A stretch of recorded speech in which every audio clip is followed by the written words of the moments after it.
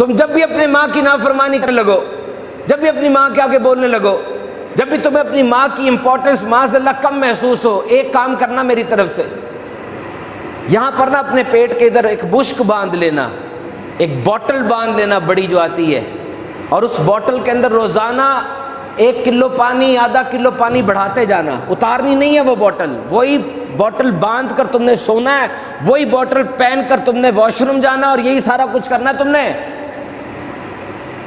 بتانا مجھے کیسے زندگی گزرتی تمہاری، اور پھر میں تمہیں بتاؤں گا کہ نہیں سمجھ آ رہی نا کہ اتنا آگے ہوا ہوا ہے پیٹ اور اتنا مسئلہ بنا ہوا ہے، جی کیا بوتل باندھ دی آپ نے؟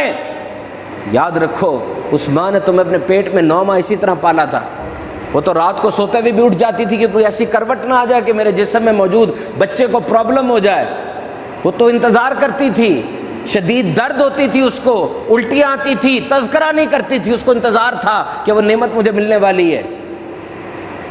پتہ کیا ہے، گھر میں جس کمرے میں ماں ہوتی ہے نا، دیکھنا وہاں رش بھی زیادہ ہو جاتا ہے۔ بچے اسکول سے آتے ہیں نا، کام کوئی نہیں ہوتا، ویسے ہی امی امی کرتے ہیں، کیوں؟ وہ بس امی کی آواز سن کے دل کو سکون ملتا ہے۔ اور میرا تو ایک گمان ہے کہ جس کی ماں چلی جاتی ہے نا دنیا سے، اس کو ساری زندگی لمحہ لمحہ ماں یاد آتی ہوگی۔ اللہ میری والدہ کو اور آپ کی والدہ کو جن کی حیات ہے ان کو زندگی دے، اور جن کی جا چکی ان کو جنت میں جگہ دے۔ میرا ایک گمان ہے کہ جن کی مائیں چلی جاتی ہوں گی نا، اس سے ہر لمحے ماں یاد آتی ہوگی۔ کیوں بھلا؟ کیونکہ ماں کی کاپی تو ہے نہیں ہے نا کاپی، تو جب وہ دیکھتا ہوگا کہ یہ لوگ مجھے کس طرح لوٹنا چاہ رہے ہیں، خود غرض ہے، یہ لوگ بات بات پر اپنے مفاد کی بات کرتے ہیں، ارے یہ تو ہنستے بھی اسی وقت تک ہیں جب تک انہیں تم سے فائدہ ہے، جب فائدہ ختم ہے ہنسنا بھی بند کر دیتے ہیں۔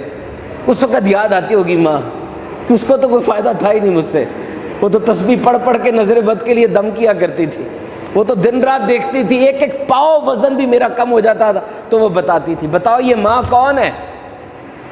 یہ بیٹی ہے، کسی کی بیٹی ہے نا، پھر ہی تو ماں بنی۔ تم کیسے انڈرمائن کر سکتے ہو بیٹی کی اہمیت کو؟